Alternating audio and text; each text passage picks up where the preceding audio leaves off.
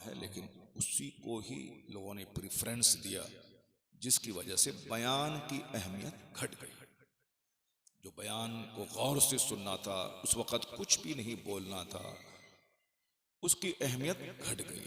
और आने वाले वक्त में हो सकता है कि और घटते घटते बयान ही लोग ख़त्म कर दें।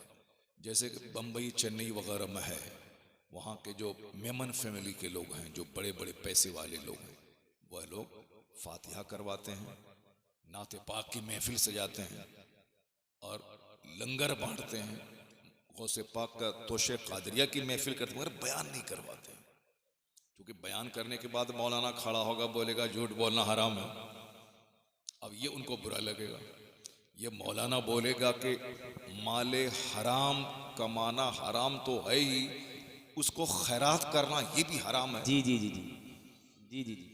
क्योंकि बंदा झूठ बोल के, बेईमानी करके अगर कुछ पैसा कमाता है और उसको 1 करोड़ की मस्जिद बना देता है, तो सवाब तो दूर की बात है, उसको सवाब की नीयत से मस्जिद बनाने के बदले में उस पर गिरफ्त होगी कि तुमने हराम पैसे खर्च करके सवाब की उम्मीद तुमने कैसे कर लिया। अल्लाह अकबर अल्लाह अकबर। जी जी जी, बेशक बेशक। इसलिए ये नहीं कि वो खाना खिलाता है, वो लंगर बांटता है, वो ऐसा करता है, वैसा करता है। पहले ये देखा जाए कि कमाई कैसी है। हराम कमाई से कोई 100 बार हज कर ले, हज कबूल नहीं होगा। हराम कमाई से 100 मस्जिदों की कोई तामीर कर दे, 1 पैसे का सवाब नहीं मिलेगा। तो अब जो हराम में सर से लेके पांव तक डूबा हुआ है, वह मौलाना की यह बात कैसे सुनेगा? जी जी जी। वो मौलाना की बात कैसे सुनेगा वो? इसीलिए बोलता है कि बयान मत करो, क्या करो? नात पढ़ो। बयान मत करो, नात पढ़ो। क्योंकि नात पढ़ने में मजा आता है, आवाज अच्छी है, लहराती हुई आवाज है, उसमें आप कोई हराम और हलाल की बात तो है नहीं कि ये हराम इलीगल है, ये इलीगल है, ये जायज है, ना जायज है। वहां तो सुनना है, जैसे कव्वाली सुनने में मजा आता है। इसलिए जाहिल किस्म के पीर साहब लोग वो अखाड़ा उठाते हैं मुहर्रम में, वो साहब ताजिया घुमाते हैं, ढोल बजाते हैं, मुरीदों से कहते हैं कि ये हुसैन आजम की मोहब्बत है। उनको कहा जाए कि बदतमीज, हुसैन आजम तो गर्दन कटा के इस्लाम बचा रहे हैं। बेशक बेशक। सच्ची मोहब्बत यह है कि तुम भी गर्दन कटा दो। जी जी जी। ढोल बजाने से गर्दन, मोहब्बत हुसैन का मुजाहरा होता है क्या? इसमें तो मजा मिलता है। ढोल बजाने में नफ्स मोटा होता है, ढोल बजाने से ख्वाहिशात गर्म होती है, ज़िना की तरफ आदमी माइल होता है। हारमोनियम, तबला, बाजा, म्यूजिक, इससे दिल में निफाक पैदा होता है। तो जो जाहिल किस्म का पीर होता है, वो जाहिलों को उल्लू बनाने के लिए वो गैर ज़रूरी चीज़ों में जाहिलों को लगा देता है। सोचता है कि जब तक ये जाहिल रहेगा तब तक हमारा काम बनता रहेगा, मेरा माल मिलता रहेगा। लेकिन जिस दिन ये नमाजी बन गया, तहज्जुद गुजार बन गया, जिस दिन ये कुरान हदीस पढ़ने लगा, उस दिन ये इबादत में लगा रहेगा। मेरा जूता कहां से सीधी करेगा ये, मेरा तलवा कहां से चाटेगा ये? अगर हमारे अंदर कोई खराबी रहे तो ये हमारी बैत तोड़ के किसी अच्छे पीर से मुरीद भी हो जाएगा ये। जब तक ये जाहिल है मेरे करीब है। इसीलिए वो बोलता है कि मौलवी मुल्ला के चक्कर में मत पड़ना, खूब इमाम बाड़ा बनाओ, खूब अखाड़ा उठाओ, खूब ढोल बजाओ, खूब डंका बजाओ, खूब हारमोनियम बजाओ, खूब कव्वाली गाओ। ये मजा है, मोहब्बत का इजहार है। मोहब्बत का इजहार वो नहीं है, मोहब्बत की कुर्बानी है वो। हदीस में आलिम दीन की जितनी फजीलतें आई हैं, बेशक बेशक। ये बयान नहीं करते हैं लोग। एक जाहिल पीर साहब यहाँ मसनद पर बैठ के 2 घंटा खिताब नहीं कर सकता है, वो ढोल बजा सकता है। वो खिताब करने के लिए इल्म चाहिए, जी जी जी, खिताब बेशक करने बेशक। के लिए कुरान हदीस की जानकारी चाहिए। जी जी जी, बेशक अब वो बेशक। पढ़ा लिखा है नहीं वो, अब क्या करेगा? वो ढोल बजवाएगा, नात पढ़ो, कव्वाली गाओ, तो जाहिलों को कव्वाली में लगा देगा। मगर जुमा के दिन मेंबर पर खड़ा होकर खिताब कौन करेगा? मुसल्ले पे खड़ा होकर नमाज कौन पढ़ाएगा? मुसलमानों को कुरान कौन पढ़ाएगा? जनाजे की नमाज कौन पढ़ाएगा? ये सब करेंगे आलिम। और आलिम कौन होते हैं? हुजूर के नाइब होते हैं। बेशक बेशक। 1000 एकड़ जमीन कोई खरीद ले वो जमींदार है। जो सीने में कुरान हदीस का इल्म रखता है वो किराए के घर में क्यों न रहे, वो नाइब रसूल नाइब। माशाअल्लाह माशाअल्लाह, जिंदाबाद जिंदाबाद। और हुजूर कहते हैं कि फजलुल आलिम अलल आबिद का फदली अला अदना।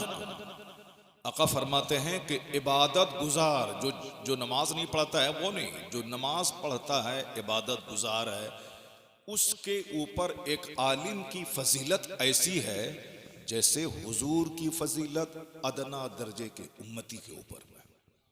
बेशक बेशक, सुभान ये अल्लाह। मामूली हदीस नहीं है, ये बड़ा हुजूर की उम्मत में बड़ा दर्जा है सिद्दीक का। उसके बाद शहीद हैं, कुतुब हैं, अब्दाल हैं, मजजूब हैं, सालिक हैं, वली हैं, आलिम हैं, नेक लोग हैं। अदना मुसलमान वो है जो कलमा पढ़ के मुसलमान है, जो नमाज रोजे हज ज़कात करता है कभी कभी, लेकिन कलमा पढ़ता है, कुफ्र नहीं करता है, नमाज को नहीं पढ़ता है मगर फर्ज जानता है कि नमाज पढ़ना फर्ज है। मैं नहीं पढ़ता हूँ, ये हराम काम करता हूँ, लेकिन नमाज पढ़ना फर्ज है। अगर बोला कि पढ़ना जरूरी नहीं है तब तो काफिर हो गया हो। लेकिन जब तक ये कहता है कि ये फर्ज है, जैसे कोई बोला कि रोजा वो रखेगा जिसके घर में खाने के लिए कुछ नहीं है, वो काफिर हो जाएगा, क्योंकि रोजे की फर्जियत का इनकार है। रोजे की फर्जियत का इनकार करने से बंदा काफिर हो जाता है। रोजा रखना जरूरी नहीं है, नमाज पढ़ना जरूरी नहीं है, ढोल बजाना जरूरी है, पीर साहब के मज़ार पे जाना जरूरी है। अगर कोई इस तरह की बातें बोले तो वो काफिर हो जाएगा, और बीवी वाला है उसका निकाह भी टूट जाएगा। उसके इस तरह की बातें बोलने के बाद जितने बच्चे पैदा होंगे सब वलदुल हराम वलदुल ज़िना पैदा होंगे। ये कानून है इस्लाम का। बेशक। अब अगर कोई बोले कि हम मस्जिद में पाखाना करेंगे, हमारे पास बल है, ताकत है, मौलवी साहब बोलेगा तो गोली से शूट कर देंगे, तो वो कुछ भी कर सकता है। जालिम तो खाने काबा को उठा देगा, जब क़यामत करीब आएगी तो जालिम खाने काबा को उठा देगा, जालिम मस्जिदों को तोड़ देगा। जन्नतुल बकी शरीफ में जितने भी मज़ारात थे अहले बैत अतहार के, वो सब मज़ारात के गुंबद को नजदियों ने तोड़वा दिया। अल्लाह तोड़वा दिया, ताकत है उसके पास, हुकूमत उसकी है, तोड़वा दिया। जैसे हिंदुस्तान में भी बहुत सारे मज़ारात को तोड़ने की एक होड़ मची हुई है। ये गैर कानूनी है, रजिस्ट्रेशन नहीं है, ये ज़मीन इलीगल है, बुलडोजर चलाओ तोड़ दो। अब हमारे लोग क्या कहते हैं कि अगर अब वो अल्लाह का वली होता तो मशीन को तोड़वा देता, अगर वो अल्लाह के वली होते तो जो लोग तोड़ने के लिए गया था वो सबको जमीन में धंसा देता।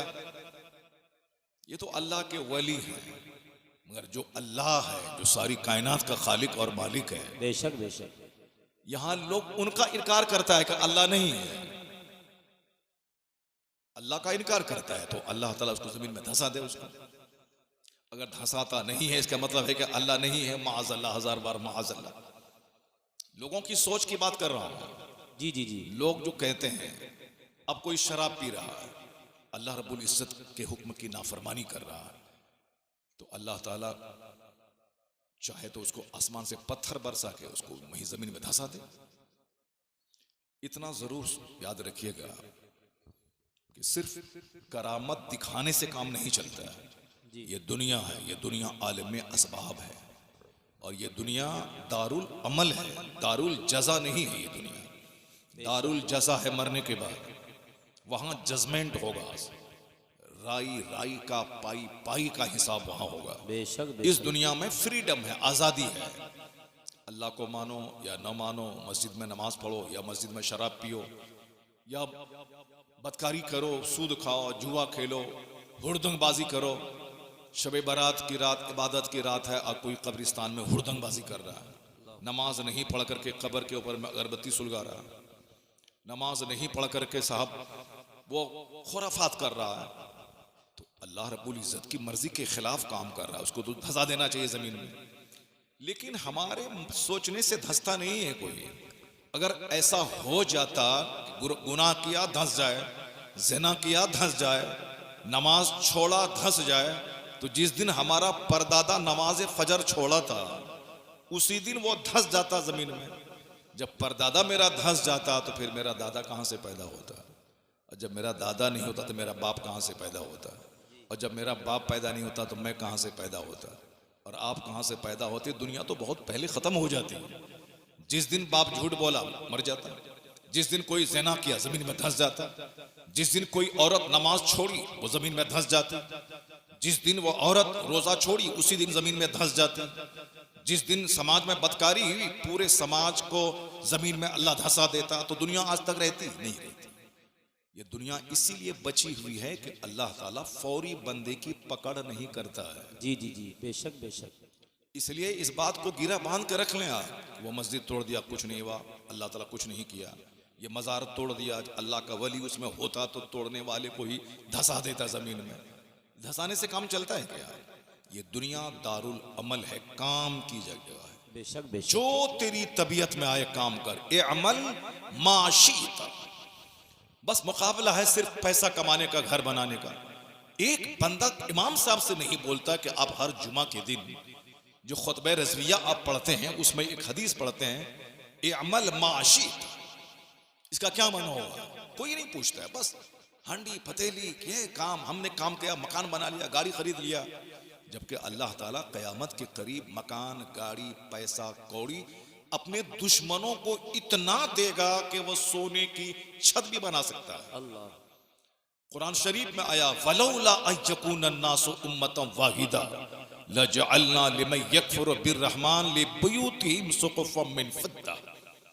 अल्लाह कहता है कि अगर सारे लोगों के काफिर होने का चांस नहीं होता तो हम काफिरों को इतनी दौलत देते कि उनके मकान की छतें चांदी की बना देते। यानी कितनी सस्ती और जलील है ये दुनिया कि जो अल्लाह को गाली देता है तो अल्लाह ताला उसी के लिए सोने का घर बना देता है। और क़यामत की निशानी है कि आखिर ज़माने में बकरी का चराने वाला, नंगे पांव रहने वाला आलीशान महलों में इतराएंगे, फख्र करेंगे। जी जी जी। हुजूर से जब जनाब जिब्राईल अमीन आदमी की शक्ल में आकर के जब इस्लाम के बारे में सवाल किया था तो उन्होंने कहा था, अखबिरनी अनिस्सा, क़यामत के बारे में खबर दीजिए। उसके जब हुजूर ने कहा कि जो साइल है वह मसूल उससे ज्यादा इसके बारे में नहीं जानता है, आजिज़ी का इजहार करते हुए आपने उनसे अपने सामने कहा। तो फिर उन्होंने सवाल किया कि आखिर क़यामत की निशानी बताइए, क़यामत कब आएगी? अगर आप ये नहीं बता रहे हैं तो ये कहिए क़यामत कब आएगी? हुजूर ने कहा था, अंतलिदल अमतु रब्बतहा, जब कनीज़ें अपने मालिक को जन्म देंगी। और जब तुम ये देखोगे कि बकरी का चराने वाला, नंगे बदन रहने वाला, नंगे पांव रहने वाला, यानी गरीब आदमी यततावलून फिल बुनियान, आलीशान महलों में इतराने लगे तो समझ जाना क़यामत करीब आ गई। बेशक बेशक। ये बोली मुसलमान नहीं बोलता है कि हम मकान बना लिए, गाड़ी खरीद लिए, फॉर्चूनर ले लिया, हम पहले गरीब थे मालदार हो गए। ये बोली काफिर बोलता है। मुसलमान ये बोलता है कि पहले हम बेनमाजी थे अब नमाज पढ़ने लगे, पहले हम दाढ़ी मूंढते थे अब दाढ़ी रखने लगे, पहले हमारे पास पैसे नहीं था, हलाल तरीके से मदीना मक्का नहीं देखा था, अब हम हरमैन तैयबैन की हाजिरी हमारी नसीब हो गई। अब हम पहले हम पर ज़कात फ़र्ज नहीं थी, अब हम ज़कात फ़र्ज हुई और ज़कात हम देने लगे। पहले हम पर सदक़े फ़ित्र वाजिब नहीं था, अब सदक़े फ़ित्र हम पर वाजिब है, मैं सदक़े फ़ित्र निकालने लगा। यानी जब किरदार अच्छा हो जाए, अमल नेक हो जाए, नेकी करने की तौफीक मिल जाए तो ये बोले एहसान रब्बे करीम का है कि अब मुझे मुस्तफ़ा के गुलामों में शामिल फरमा लिया। बेशक बेशक। घर, मकान, गाड़ी, छकड़ा, दुकान, ये तो काफिर बोलता है। और यहाँ तो अल्लाह ने कुरान में तो ऐसे कह दिया कि अगर हम सारे लोगों के काफिर होने का चांस नहीं होता तो इतनी दौलत इन काफिरों को देते कि उनके मकान की दीवारें, छतें, फर्नीचर, विंडोज, डोर्स सब सोने चांदी की बना देते। लेकिन आगे अल्लाह कहता, अगर हम ऐसा कर भी देते तो कितने दिन तक वह सोने चांदी के घर में रहता? अगर हम ऐसा कर भी दें तो कितने दिन तक काफिर उस घर में रहेगा, सोने चांदी के घर में रहेगा। वल आखिरतु इंद रब्बिका लिल मुत्तकीन, अल्लाह कहता है जहां सदा रहना है, हमेशा रहना है, वहां का सारा आराम नेक लोगों के लिए है, मुत्तकी के लिए जो अल्लाह से डरे। तो खैर बातें हमारी इसी तरह तवील हो जाएंगी तो 4 घंटे की तकरीर हो जाएगी, लेकिन मुझको आज सिर्फ 1 से लेकर 1.5 घंटे के अंदर में बात समेटना है।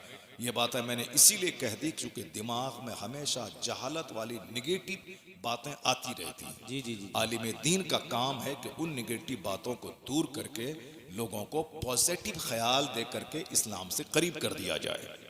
इसलिए मैंने इस तरह की बातें कह दी। चूंकि हिंदुस्तान में एक माहौल बना है, मस्जिद टूट गई, दरगाह तो तोड़ दिया, तो अब जाहिल लोग चाय पान की दुकान पे बैठ के तबसरा करते हैं। अल्लाह के वली थे तो करामत दिखा देते, अल्लाह के वली थे तो करामत दिखा देते। जब करामत नहीं दिखाया तो फिर जब वो अपना मज़ार नहीं बचा पाए तो वो दूसरों की फरियाद क्या सुनेंगे, अल्लाह दूसरों की मुराद क्या पूरी करेंगे। बस इसी में लोग कन्फ्यूजन के शिकार हो जाते हैं और क्या कहते हैं कि वो सब बेकार की बातें हैं, कुछ है वो नहीं, वो मर गया, सड़ गया, गल गया। वहाँ भी नजदी इस तरह की बातें बोल के कन्फ्यूजन में पैदा करें। जी। और गैर मुस्लिम मुशरिक काफिर ये कहेगा बस तुम लोग बस ऐसे ही कर रहे थे, अगर कुछ होता तो कुछ कर देता। तो उसका जवाब यही है कि मेरा रब है, बेशक कायनात का जर्रा जर्रा बताता है कि रब है।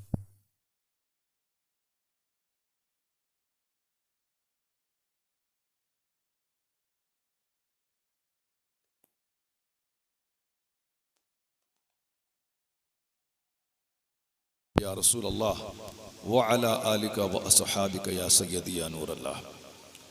बैठिए, भागिए मत, सारी जिंदगी भागते रहिएगा। बहुत कीमती बात मैं अब तक पहुंचा रहा हूं। बहुत सारे लोग इस जलसे में अपनी कलाकारी दिखलाते हैं, अल्फाज और जुमले से खेलते हैं, इधर उधर की घुमा के पटक के नारा लगवाते हैं, लेकिन बेसिक और बुनियादी बातें बहुत कम लोग करते हैं। जो बातें मैं आपको सुना रहा हूं ये एक बेसिक बातें हैं, बुनियादी फॉर्मूला इस्लाम का। अगर अल्लाह पर यकीन ही नहीं रहेगा तो आप कैसे मुसलमान रह सकते हैं। और हर तरफ से शैतान दिमाग को खोखला करने के लिए लगा हुआ है। जो यकीन है दिल में, उस यकीन को कमजोर करने के लिए लगा हुआ है। जो दिल्ली में डिबेट हुआ अल्लाह रब्बुल इज्जत है कि नहीं है, ये काफिरों की साजिश है। साजिश ये है कि जो लोग आंख बंद करके अल्लाह पर विश्वास करते हैं उनको कंफ्यूज्ड कर दिया जाए, उनको शक में, डाउट में डाल दिया जाए कि अल्लाह है कि नहीं है।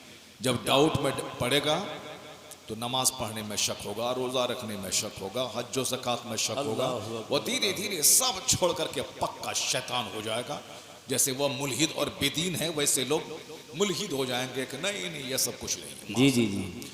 ये मुसलमानों का यकीन कमजोर करने की साजिशें हैं कि रमेश उमेश अगर डिबेट करेगा तो मुसलमान मानेगा नहीं, मुसलमान सुनेगा नहीं। मगर चूंकि एक मुसलमान नाम का आदमी आके डिबेट कर रहा है इसलिए मुसलमान सुनेगा कि भाई ये तो पढ़ा लिखा आदमी है, फिल्म में गाने लिखता है, शायर है ये। उसके बावजूद ये कहता है कि वजूद बारी ताला पे सवाल उठा रहा है। तो भले ही डिबेट खत्म हो जाए मगर लाखों आदमी के दिमाग में वो डाउट पैदा करके चला गया। लेकिन जो लोग आलिमों से करीब हैं वो जानते हैं कि इस तरह का बेहुदा सवाल आज से 1000 साल पहले भी हुआ था। यही सवाल कि अल्लाह है कि नहीं। जब अल्लाह ने सबको पैदा किया, अल्लाह को किसने पैदा किया? माअज़ल्लाह। इस पर बाज़ाब्ता तौर पर एक मुनाजरा हुआ था। हजारों लोग जमा हुए थे बगदाद में। उसमें एक दहरिया जिसकी फिक्र पे ये मुल्हिद और दहरिया चल रहा है, वो इसका सरगना चौधरी वो यही कहता था कि कोई खुदा नहीं, दुनिया खुद से बनी है, खुद से खत्म हो जाएगी। इमाम आजम उस दहरिया का चैलेंज कबूल करते हुए मुनाजरे के मैदान में आने वाले थे। आने में जानबूझ के उन्होंने ताखीर की। इधर दहरिया खूब साहब चिल्ला चिल्ला के कहने लगा, देखो तेरा इमाम नहीं आ रहा है, नहीं आएगा, कोई दलील इसके पास नहीं है। इसी दरमियान इमाम आजम तशरीफ ले आए। नारे तकबीर की गूंज में मुसलमानों ने इस्तकबाल किया। इमाम आजम ने कहा कि हजरत गौर से सुने। और ये दहरिया ने कहा कि आपके आने में ताखीर हुई, आखिर क्या वजह है? कहा कि मैं आ रहा था टाइम पे मगर सामने नदी थी, मैं नदी को पार कैसे करता, इसलिए सशोपंज में मैं था कि कैसे पार करूं, कैसे टाइम पे मैं जाऊं। तो मैंने देखा कि अचानक एक दरख्त खुद ब खुद कट गया, उस दरख्त के तख्ते तैयार हो गए, अचानक कश्ती बन गई, फिर उस कश्ती पे मैं सवार होकर इधर आया। दहरिया बोला कि ए लोगों, देखो तेरा इमाम कितना झूठ बोल रहा है। क्या कोई दरख्त खुद से कट सकता है क्या? क्या कोई कश्ती खुद से बन सकती है क्या? कोई तख्ता बगैर बढ़ी के फाड़ा जा सकता है क्या? तो इमाम ने कहा कि मुल्हिद, तेरे सवाल का जवाब इसी में है कि जब एक दरख्त खुद से नहीं कट सकता, एक कश्ती खुद से नहीं बन सकती, ये कायनात, जमीन, आसमान, सूरज, चांद, सितारे, इस सब का निजाम बगैर बनाने वाले के कैसे बन सकता है, कैसे चल सकता है। यह इस बात की दलील है कि जमीन, आसमान, सूरज, चांद का सिस्टम बताता है कि कोई इसका खालिक है, मालिक है। जब एक घर बगैर गार्जियन के नहीं चलता तो इतनी बड़ी दुनिया बगैर मालिक के कैसे चल। बेशक बेशक, जिंदाबाद जिंदाबाद। मुल्हिद और दहरिया अपना मुंह सा लेके रह गया, कोई आगे उसका जवाब नहीं बन पड़ा। मुसलमान अपने इमाम का जबरदस्त इस्तेकबाल करते हुए अपने दीन, ईमान, अकीदे पे पुख्तगी का उन्होंने सबूत दिया। ये भी एक साजिश का हिस्सा है कि मुसलमानों को कंफ्यूजन में डाल दिया जाए। मगर हुजूर ने 1400 साल पहले कहा था, जब चारों तरफ दुश्मन रहें, बंदा सुबह मोमिन रहेगा, शाम काफिर हो जाएगा, शाम मुसलमान रहेगा, सुबह काफिर हो जाएगा। वो युबीउद्दीनहु बिअरदिन मिनद दुनिया, लोग दुनिया के बदले में दीन अपना बेच डालेगा। शादी ब्याह में फजूल खर्ची, मकानात की तामीर, अच्छा खाना पीना, दूसरों का मुकाबला करना, गाड़ी, जानवर, खेती बाड़ी, फैक्ट्री, मॉल का मुकाबला, ये बातें इतनी अहम हो जाएंगी कि नमाज, रोजे, हज, ज़कात, मौलाना, मौलवी, दीन की बात, सुन्नतों पे अमल करने की बात, ये बिल्कुल साइड की बातें हो जाएंगी। लोग अपने दीन को दुनिया के बदले में बेच डालेंगे, दुनिया के बदले में अपने दीन को बेच डालेंगे। कुछ भी हो जाए, जन्नत नहीं मिले नहीं मिले, यहाँ माल चाहिए, यहाँ उससे अच्छा घर चाहिए, यहाँ उससे अच्छी गाड़ी चाहिए, उससे ज्यादा पैसा हो ताकि मेरी शादी पूरे गांव की सबसे महंगी शादी हो जाए। लोग दुनिया के बदले में अपना दीन बेच डालेंगे।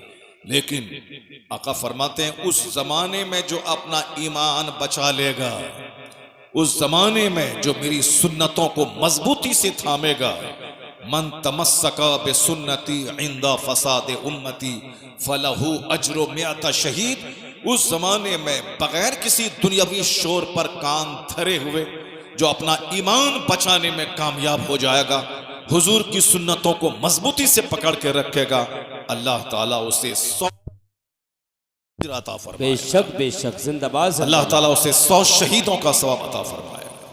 यही वो जमाना है जिस जमाने में आलिमों से करीब वो रहेगा जिसको दीन प्यारा, इस जमाने में जलसे से करीब वो रहेगा जिसको दीन प्यारा, इस जमाने में दीन के नाम पे लोग वर्गलाएंगे, नमाज की अहमियत घटाने के लिए कव्वाली और दूसरी चीजों पे, गैर जरूरी चीजों पे जोर देंगे। इस खतरनाक माहौल में आज की तारीख में एक मसलक आला हजरत है जिसमें इल्म, अमल, तक़वा, परहेजगारी, दीनियात से जुड़े रहने का जो पैगाम दिया गया है, ये इस जमाने में अगर सही ट्रैक पे चलना है, इधर गए तो अहले बैत की मोहब्बत में अगर पड़ गए, सहाबा की गुस्ताखी किया तो ईमान गया, अगर सहाबा की मोहब्बत में गए, अहले बैत से दुश्मनी की तो ईमान गया। तो मसलक आला हजरत बताता है कि न सहाबा से दुश्मनी करनी है, न अहले बैत से दुश्मनी करनी है, सहाबा से भी प्यार, अहले बैत से भी प्यार, यही रास्ता सीधा जन्नतुल फिरदौस लेके जाए। बेशक बेशक, जिंदाबाद। वह लोग जो हुसैन, अब्बास, सकीना करते हैं, सिद्दीक अकबर को काफिर कहते हैं। वो कौन हुसैन पर, कौन हुसैन की मोहब्बत है? ये सिद्दीक अकबर को गुमराह कहने वाला, शेखैन करीमैन की तौहीन करने वाला। तो लोग आखिर जमाने में तरह तरह के अकीदे लोग गढ़ लेंगे, सब ख्वाहिशात नफ्स की पैरवी करेंगे, यानी जो जो नफ्स कहेगा उसकी इत्तबा करेंगे। वत्तबा हवा, ख्वाहिशात की पैरवी उसने की, जो उसको नफ्स को अच्छा लगेगा।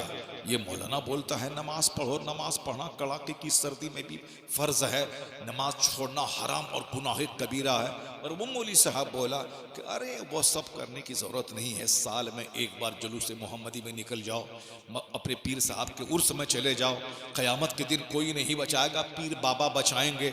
ये बात चूँकि अच्छी लगी अब जोहर में जाना, असर में जाना, मगरिब में जाना, इशा में जाना, मरते दम तक जाना, कड़ाके की सर्दी में जाना, चिलचिलाते धूप में जाना, बेटे की बारात जाए या बेटी का जनाजा निकले तो भी मस्जिद जाना, कड़ाके की गर्मी में रोजा रखना, चाहे सर्दी हो गर्मी हो, रखना ही रखना है। ये बात मरते दम तक करना है। अब इससे ज्यादा आसान नुस्खा क्या होगा कि साल में एक बार बाबा के उर्स में चले जाओ और वहां से जन्नत का टिकट लेके आ जाओ। ये आसान नुस्खा, इससे बड़ा क्या हो सकता है? इसीलिए लोग दौड़ते हुए माइल हो जाएंगे कि बाबा के उर्स में चादर, गागर, गुस्ल कबर, गुस्ल का पानी, यानी वो हदीस, कुरान, सुन्नत, फर्ज, वाजिब, नमाज, रोजा, तिलावत, इबादत, रियासत सब छोड़ करके कबर को धोना, उसका पानी पीना, और वो तो साल में एक दिन करना है और साल भर तक के लिए जन्नत की ठेकेदारी उसको हो गई, नफ्स की पैरवी होगी। इसलिए कहा था हुजूर ने, मैं दो चीजें छोड़ के तेरे पास जा रहा हूं, तेरे पास से जा रहा हूं, एक है कुरान, एक है मेरी सुन्नत। एक है मेरा कुरान, अल्लाह का कलाम, और एक है मेरी सुन्नत। इन दोनों को मजबूती से थामे रखना, तुम गुमराही से बच जाओगे। और एक जगह कहा था कि यह मेरी अहले बैत है, इसको मजबूती से थामे रखना। क्या मतलब? अहले बैत को नजराने देना, अहले बैत अतहार अगर नाचे कूदे तो तुम भी शरीक हो जाना। नहीं नहीं, जो रसूल का नहीं है वो हमारा कैसे हो सकता है? रसूल पाक की औलाद कहलाने वाला अगर वो कहता मैं सैयद हूं, सैयद कहते कहते मर जाए वो, हम उसे कभी सैयद नहीं मानेंगे जब तक कि वह मुस्तफा के तरीके पे नहीं हो। अगर वो हुजूर के खिलाफ है तो इस्लाम बरहमनवाद का मजहब नहीं है कि बरहमन ही पूजा करेगा, चाहे वह ज़िना करे, शराब पिए, दाढ़ी मोछ मूंड दे, पंडित जी वही होगा। ये इस्लाम वो नहीं सिखाता। अगर कोई सैयद ज़ादा कहलाता है, नाम के साथ सैयद और आले रसूल का टाइटल है, मगर वह शरीयत के खिलाफ बोलता है, कुरान हदीस के खिलाफ बोलता है, तो हमारे लिए वह कौड़ी का तीन कुछ नहीं है। अगरचे मदीना में पैदा होने वाला नबी के खिलाफ है, वो हमारे लिए काबिल एहतराम नहीं है। मगर उत्तर प्रदेश के रामपुर के देहात में पैदा होने वाला अगर ये मुस्तफा का वफादार है, हदीस कुरान पे ईमान लाने वाला है, तो मदीना में पैदा होने वाले गुस्ताखे रसूल से करोड़ों गुना ये बेहतर है। वहां मुंह नहीं देखा जाता है, वहां दिल और ईमान अकीदा देखा जाता है। बेशक बेशक। नारे तकबीर, नारे रिसालत, मजहब इस्लाम, मसलके आला हजरत, खलीफा हुजूर ताजु शरिया। माशाअल्लाह माशाअल्लाह। रोटी सेकने के लिए, अपना पेट पालने के लिए कौम मुस्लिम को तरह तरह के खुराफात में मुब्तला करवाया जाता है। तो अब मैं ये नहीं कहता कि मज़ार पे नहीं जाना चाहिए, मैं ये नहीं कहता कि 12वीं का जुलूस नहीं निकालना चाहिए, मैं ये नहीं कहता कि साहब अपने पीरो मुर्शिद के आस्थाने पे नहीं जाना चाहिए। अगर पीरो मुर्शिद बाअमल हैं, चारों शर्तें जो पीर होने की हैं उसमें पाई जाती हैं, तो उनके मज़ार पे जाया जाए, उनकी बातों को माना जाए। लेकिन ऐसा नहीं कि नमाज छोड़ के माना जाए, हज ज़कात रोज़ा छोड़ के माना जाए। जो कहता है कि फातिहा, मिलाद, दुरूद ये सब हराम है, वो भी जहन्नम का रास्ता है। और जो ये कहता है कि नमाज, रोज़ा, हज, ज़कात, कोई पीर फ़कीर नहीं, कोई मज़ार नहीं, कोई जुलूस मोहम्मदी नहीं, कोई महफिल मिलाद नहीं, वो भी गुमराही का रास्ता है। यही है इस दौर में मसलक आला हजरत कि नमाज भी होगी, नियाज भी होगी, रोज़ा भी रखा जाएगा, जुलूस मोहम्मदी भी निकाला जाएगा, मस्जिद भी जाया जाएगा 5 टाइम, और साल में एक बार बुजुर्गों के मज़ार पे भी जाया जाएगा। यानी फर्ज भी अदा होगा, नफल भी अदा होगा। यही सीधा रास्ता जन्नतुल फिरदौस लेके चला। बेशक बेशक। सुभान अल्लाह। जो सिर्फ चादर, गागर, मज़ार, संदल, अखाड़ा, ढोल बाजा करे, जहन्नम का रास्ता चुना है। जो नमाज पढ़े मगर बुजुर्गों के ताल्लुक से गलत अकीदा रखे, ये भी गुमराही का रास्ता है। ये बीच का रास्ता है मसलक आला हजरत, ये मसलक एतदाल, ये सिरात मुस्तकीम कि मस्जिद भी 5 टाइम जाना जरूरी है, बुजुर्गों के पास भी जाना जरूरी है, ताकि ईमान अकीदा पुख्ता हो जाए, ईमान की खेती हरी भरी होती रहे। मगर इतना ज़रूर है, इसको ऑप्शनल माना जाए कि करें तो अच्छा है, नहीं करने से कोई बड़ा गुनाह भी नहीं है। लेकिन नमाज छोड़ें तो हराम और गुनाह कबीरा है। जैसे ज़िना करना हराम, शराब पीना हराम, झूठ बोलना हराम, धोखा देना हराम, ग़ीबत करना हराम, चुगलखोरी करना हराम, जुआ खेलना हराम। उसी तरह नमाज छोड़ना सबसे बड़ा हराम है, क्योंकि जिंदा रहने के लिए खाना जरूरी है, बगैर खाए जिंदा नहीं रह सकते, उसी तरह मुसलमान बने रहने के लिए नमाज पढ़ना जरूरी। बेशक बेशक सुभान बगैर नमाज के कोई मुसलमान नहीं बना रह सकता है। हकीकत में हुजूर ने फरमाया, जिसने जानबूझ के नमाज तर्क की, मन तरक सलात मुतअम्मदन फक़द कफर, उसने कुफ्र किया, यानी कुफ्र के करीब पहुंच गया। यहाँ मन नहीं चलेगा, नफ्स नहीं चलेगा, किसी जाहिल के पीछे चलेंगे ये नहीं चलेगा, कुरान के पीछे चलें, हदीस के पीछे चलें, शरीयत के पीछे चलें। और जो आलिम कुरान हदीस की बात बताए वही सच है, जो नफ्स की बात बोले वो कभी सच नहीं हो सकता है। पीर का क्या मतलब है? पीर का मतलब है जो अल्लाह से करीब कर दे, पीर का मतलब है जो रसूल पाक से करीब कर दे, पीर का मतलब है जो हमें खुराफात, वाहियात, बिदआत से बचाकर शरीयत के करीब कर दे। वही पीर जिसको देखें तो खुदा याद आ जाए, जिनके पास बैठे तो नमाज पढ़ने का जज्बा पैदा हो, जिनकी बात सुने तो मुस्तफ़ा की सच्ची मोहब्बत दिल में पैदा हो जाए। मोहब्बत रसूल का मतलब मुस्तफ़ा की गुलामी, मुस्तफ़ा की सुन्नतों की पैरवी, अपने तमाम काम में अपनी पसंद नहीं मुस्तफ़ा की पसंद का ख्याल करना, ये है मोहब्बत रसूल। ऐसा नहीं कि माँ से मोहब्बत है और माँ को 2-4 तमाचा डेली मारे, ऐसे बाप से मुझको मोहब्बत है, बाप के बगैर मैं जिंदा नहीं रह सकता हूँ, और बाप दाने दाने को तड़पे और हम अपना मौज मस्ती करें और बाप को छोड़ दें। हमको बाप माँ बाप से प्यार है, अपना साहब रंग बिरंगे महल में आराम करें और बाप को दरवाजे पे सर्दी में ठहरने के लिए छोड़ दें। अपना साहब बेटे को बुखार हो तो एम्स से लेके चले जाएं, और बाप को खतरनाक बीमारी हो तो रामपुर भी डॉक्टर के पास लेके नहीं जाएं।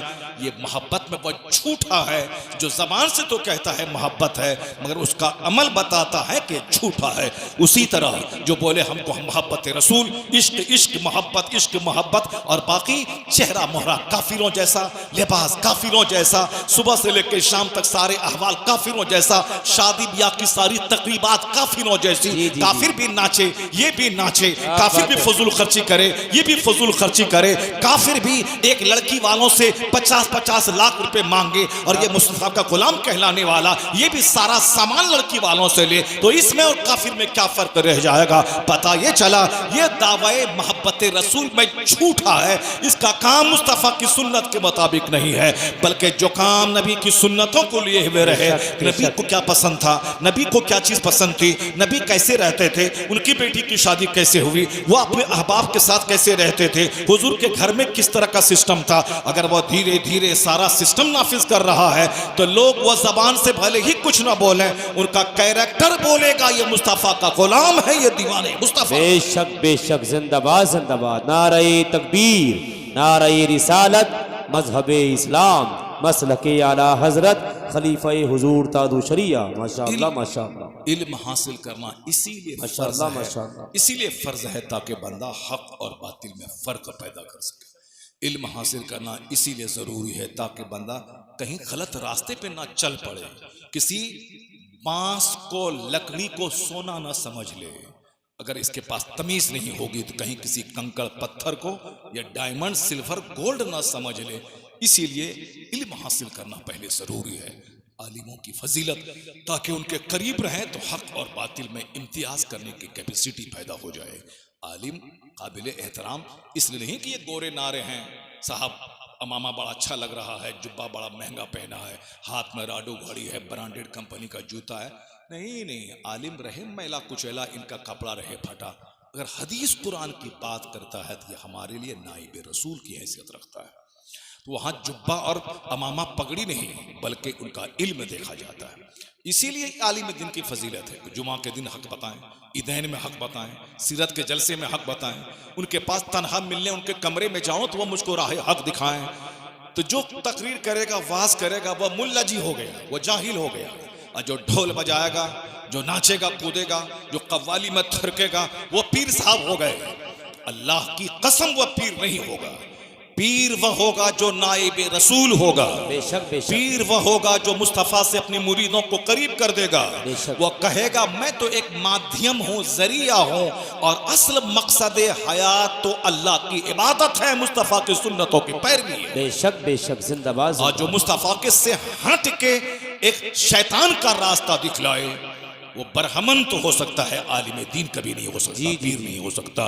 पीर वही जो टूटे हुओं को मुस्तफ़ा से करीब कर दे, पीर वही जो उजड़े हुओं को आबाद कर दे, पीर वही जो मुस्तफ़ा की झोली में अपने मुरीदों को डाल दे कि मुस्तफ़ा बरसा खेशरा के दीन हमाऊस गर बहु न रसीदी तमाम बुलहबीस, अपने आप को नबी के कदमों में डाल दे, और जो वहां तक नहीं पहुंचा उसमें और अबू लहब में क्या फर्क रह जाएगा। जो यजीद के करीब ले जाए ढोल ढाल तमाशा हारमोनियम तबला बाजा, वो यजीदी है, और जो राह हक कुरान और सुन्नत का रास्ता है वो हुसैनियत है। तो हुसैन जुल्म मिटाने के लिए, बिदअत मिटाने के लिए, खुराफात मिटाने के लिए, यजीद का गुरूर तोड़ने के लिए अपने दूध पीते बच्चों को दाव पे लगा दिया, गर्दन कटा दी, खून में लथपथ हो गए, उनकी लाश को घोड़े की टापों से दुश्मनों ने रौंद दिया, अपने आप को फना कर दिया, मगर मुस्तफा के दीन को बचा लिया। बेशक जिंदाबाद जिंदाबाद। ये है बहुत अच्छा पैगाम है, माशाअल्लाह। और जो जिसका तरीका, जिसका ट्रैक, जिसका मार्ग नाच की तरफ ले जाए, डांस की तरफ ले जाए, ढोल की तरफ ले जाए, डीजे की तरफ ले जाए, बाजा की तरफ ले जाए, नमाज रोजे से हटा के एक नई खुराफात की तरफ ले जाए, वो यजीदियत तो है मगर हुसैनियत वो नहीं है। हुसैनियत वही है जो कुरान की तरफ ले जाए, हुसैनियत वही है जो हदीस की तरफ ले जाए, हुसैनियत वही है जो शरीयत और तरीक़त की तरफ ले जाए। इसलिए झोल झाल में पढ़ना मालदार दो कि हम साहब इनकी वजह से हम मालदार बन के मेरा कारोबार चलने लगा, ये बोलती तो हिंदू भी बोलता है कि ये पंडित जी के पास हम गए, वो मंत्र लिख दिया और हम अरब में खेल रहे हैं। ये बात तो कि मुशरिक भी बोलता है, या मुशरिक ऐसा बोलता है कि मैं चेन्नई में 2 साल था, वहाँ एक बहुत बड़ा मॉल है, एक नाम मुसलमान का है, मजहर सा नाम है उसका, नाम मुसलमान का, मगर काम ऐसा है कि वो कई लाख रुपए हर साल मदुरई में, जो हिंदुओं का बहुत बड़ा स्थान है, वहाँ हुंडी में डालता है। उनका विश्वास है कि जब से हम ये लाखों रुपए यहाँ डाल रहे हैं तब से हम अरबों में खेल रहे हैं। ये वहाँ के लोगों ने मुझसे बताया, कहा कि ये देखना टेक्सटाइल बहुत बड़ी दुकान है पूरे चेन्नई में, जो 3रे नंबर का सबसे बड़ा शहर है इंडिया का, उसमें कई ब्रांचेस हैं उसके, अरबों खरबों में खेलने वाला, मगर उसका अमल क्या है, 11वीं 12वीं नहीं करता है वो, मिलाद फातिहा नहीं करता है वो, मदुरई की हुंडी में मंदिर में जाके लाखों लाख रुपए दान करता है। क्यों? उसका विश्वास है कि जब से हम ये कर रहे हैं मेरा माल बढ़ रहा है, मेरा माल बढ़ रहा है। इसी तरह के बेशुमार लोग हैं जो ये कहते हैं कि इनकी तावीज से मेरा माल बढ़ रहा है। इसीलिए तो मैंने कहा कि कुरान और हदीस में जो माल की मजम्मत आई है कि आखिर जमाने में अल्लाह ताला काफिरों को इतना देगा कि अगर सारे लोगों के काफिर होने का चांस नहीं होता तो अल्लाह ताला इन काफिरों को सोने चांदी का महल बना देता। किनका? अपने दुश्मनों का, जो अल्लाह को नहीं मानता है, जो अल्लाह को गाली देता है, जो अल्लाह की साथ में किसी दूसरे को शरीक करता है। वलौला अयकुन अन्नास उम्मतन वाहिदा लजअलना लिमन यकफुरु बिर्रहमान लिबुयूतिहिम सुकुफम मिन फिद्दा व मारिजा अलैहा यज़हरून व लिबुयूतिहिम अबवाबन व सुररन अलैहा यत्तक़ऊन व ज़ुख़रुफ़ा वइन कुल्लु ज़ालिका लम्मा मताउल हयाति दुनिया वल आखिरतु इंद रब्बिका लिल मुत्तक़ीन। इसीलिए कहा जाता है कि कुरान में जीवन दान है, कुरान में इक्सीर हयात है, कुरान में सारे प्रॉब्लम्स का सॉल्यूशन है। बंदा को सबसे ज्यादा कुरान पढ़ना चाहिए, उसके बाद हदीस पढ़नी चाहिए, फिर उसके बाद और दूसरी सारी चीजें पढ़नी चाहिए। लेकिन यहाँ कुरान ही नहीं पढ़ता। कुरान में इस आयत में क्या कहा गया? अगर सारे लोगों के काफिर होने का चांस नहीं होता तो अल्लाह अपने दुश्मनों को, बागियों को, काफिरों को इतनी दौलतें दे देता, उनके मकान की छतें, उनके मकान के दरवाजे, उनके मकान का फर्नीचर सब सोने चांदी की बना देता अल्लाह अपने दुश्मनों को। क्या मतलब? दुनिया इतनी जलील है, दुनिया जीफा व तालिबहा किला, ये दुनिया मिसले मुर्दार के, उसके तलबगार कुत्ते हैं। जैसे कुत्ता मरा हुआ गोश्त खाता है, रीछता है मरे हुए जानवर पे, उसी तरह जिसको जन्नत प्यारी नहीं, अल्लाह प्यारा नहीं, रसूल प्यारे नहीं, वही दुनिया की दौलतों पे कुत्ते की तरह मुर्दार पे रीझता है। जन्नत मिले ना मिले, माल मिले, दोज़ख मिल जाए मगर दुनिया में माल मिले, अल्लाह रसूल मिले ना मिले, माल मिले। उसकी मिसाल बुजुर्गों ने दी है। ये दुनियादार उसी कुत्ते की तरह हैं जो मुर्दार पे रीझ रहे हैं। दुनिया जीफतुन व तुल्ला बहा किला, ये दुनिया मिस्ल मुर्दार के है। इसलिए कभी ये मत बोलना हाँ अगर आलिम रब्बानी की दुआ से माल मिल गया, अगर नेक लोगों के वजीफा बताने से माल मिल गया और कोई हराम तरीके से नहीं मिला, नमाज रोजा छोड़ के नहीं मिला, नमाज रोजे के साथ मिला, तब ये कहना बेपनाह शुक्र और एहसान खुदा का कि इस नेक बंदे की दुआ से मेरी गरीबी दूर हो गई, मेरा काम आसान। बेशक बेशक, सुभान अल्लाह सुभान अल्लाह। ये है। अब ऐसा नहीं कि साहब माशाअल्लाह ये बंदा दुआ किसकी कबूल होगी? जो नेक आदमी होगा, जो तहज्जुद पढ़ेगा, इशराक पढ़ेगा, चाश्त पढ़ेगा, अव्वाबीन पढ़ेगा, कुरान पढ़ेगा, हदीस पढ़ेगा, दूसरों को कुरान हदीस की बात बताएगा। और जो कुरान नहीं जानता है वो क्या बताएगा? जो हदीस नहीं जानता वो क्या बताएगा? इसीलिए वो बोलेगा ये मौलवी मोल्ला जाहिल 10 रुपया के चक्कर में साहब ये घूमने वाला, ये क्या जानेगा? असल में तो वो अंदर का इल्म है जो हमारे पास मौजूद है। इसी तरह के ड्रामे की बातें ये सारे लोग करते हैं। कुछ नहीं, मौलवी मुल्ला के बारे में तुम अगर ने शान घटाई तो याद रखना तुमने मुस्तफ़ा की हदीस की तौहीन तुमने की, क्योंकि हुजूर ने कहा है इन्नल उलमा वरसतुल अंबिया, उलमा अंबिया के नाइब होते हैं। आलिमे दीन वो होते हैं जब रास्ते से चलते हैं तो समंदर की मछलियां दुआ करती हैं, सुराखों की चूटियां दुआ करती हैं। जो लोगों को भलाई की बात सिखाते हैं उनके लिए जमीन और आसमान के बीच जितनी चीजें हैं सब बख्शिश की दुआ करती हैं। ये हदीस पाक में आया है। ऐसा नहीं कि कोई अपनी तरफ से कोई बातें बोली जा रही हैं, ये हदीस में आया है। मगर ये आलिमों के शान इसीलिए घटाते हैं कि मौलवी तो हक बोलेगा, और हक बोलेगा तो हमारा पर्दा फाश हो जाएगा। हम जब जलील हो जाएंगे तो फिर वो 2 पैसा कहाँ से मिलेगा? इसलिए पब्लिक नमाज से करीब ना हो, आलिम से करीब ना हो, हज व ज़कात से करीब ना हो, शरीयत से करीब ना हो, वरना हमको कौन पूछेगा? जब ये जान लेगा कि जो आलिम नहीं है वो पीर नहीं हो सकता, फिर तो हमारी किली खुल जाएगी, मैं बेपर्दा हो जाऊंगा। इसलिए तुम जाहिल रहो ताकि तुम इनके करीब नहीं जाओ, और तुम मेरे करीब रहो और फिर तुम अंधकार में डूबे रहो। माल दो ताकि मेरा काम बनता रहे, तुम जहन्नम क्यों न चले जाओ। आला हजरत फाज़िल बरेलवी कहते हैं कि पीर कामिल की 4 शर्त है।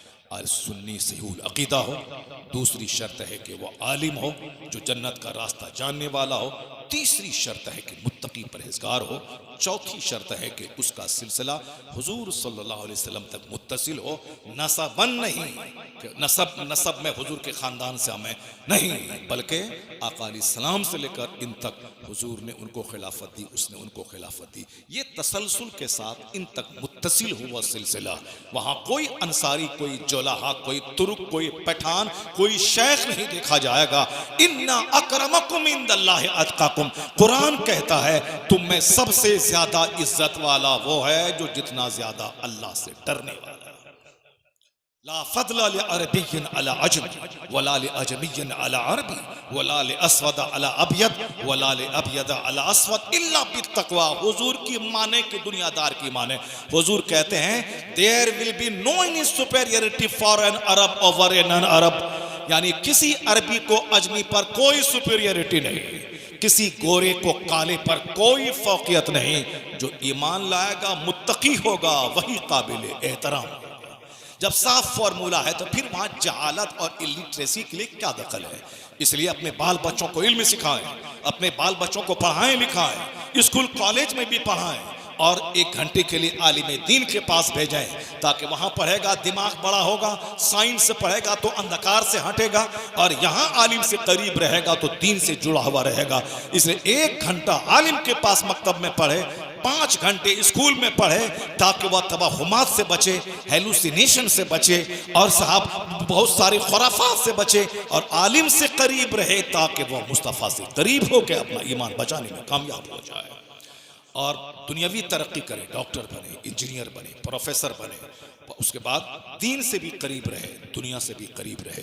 तब हलाल तरीके से पैसा कमाएगा तो उस पैसे में ठहराव होगा, वरना बंदा माल की चाहत में हराम हलाल की तमीज खो करके सिर्फ माल की बात कभी मत करें। हमेशा दीन ईमान अकीदे की बात कर। अद्दुनिया सिजनुल मोमिन व जन्नतुल काफिर, ये बुखारी शरीफ की हदीस है, ये मुस्लिम शरीफ की हदीस है। हुजूर ने क्या फरमाया कि दुनिया मुसलमानों के लिए मिस्ल कैद खाना के है, काफिरों के लिए मिस्ल जन्नत है। काफिरों को हराम हलाल की बात जो मिला खा लिया, जो मिला पहन लिया, जो मिला पी लिया, सब कुछ किया, मगर मुसलमान को सोचना है कि क्या हराम है क्या हलाल है, क्या जायज है क्या नाजायज है, क्या लीगल है क्या इलीगल है। इसीलिए इस कानून के घेरे में रहने को कैद खाना कहा गया है। और वो आज़ादी के जो चाहे शराब मिला पी लिया, ताड़ी मिला पी लिया, गांजा मिला खा लिया, साहब भांग मिला पी लिया, ड्रग्स मिला पी लिया, इसलिए वहाँ आज़ादी है।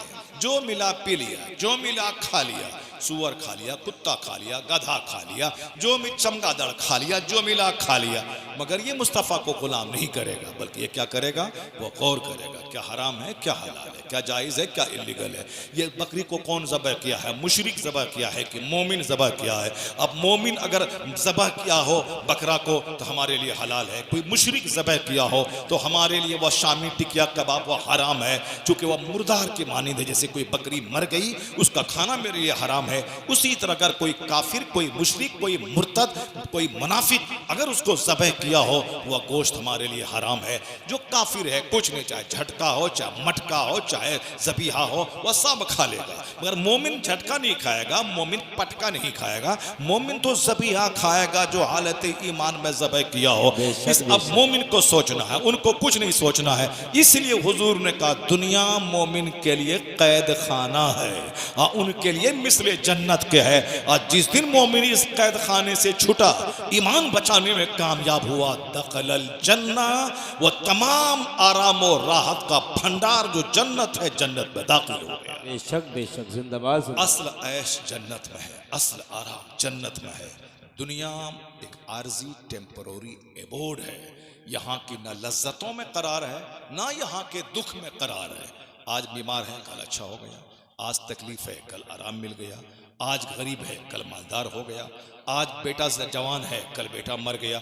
दुनिया में किसी चीज को करार नहीं है, सारी चीजें प्रोविजनल हैं, सारी चीजें चेंजेबल हैं, सारी चीजों में तगय्युर पसंदी है। यहाँ दुनिया नाम ही उसका है जो एक हालत पे ना रहे, दुनिया को करार एक हालत पे ना हो, उसी का नाम दुनिया है। दुनिया में कोई बच्चा पैदा होता है, बच्चा पैदा हुआ, जवान हुआ, बूढ़ा हुआ, मर गया।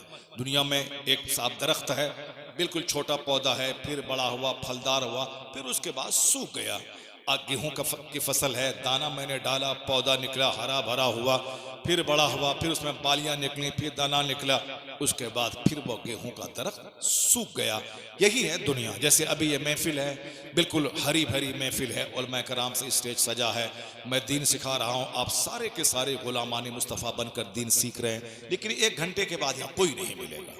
स्टेज वीरान, महफिल वीरान, ये सारे बल्ब बत्तियाँ सब कुछ हटा ली जाएंगी।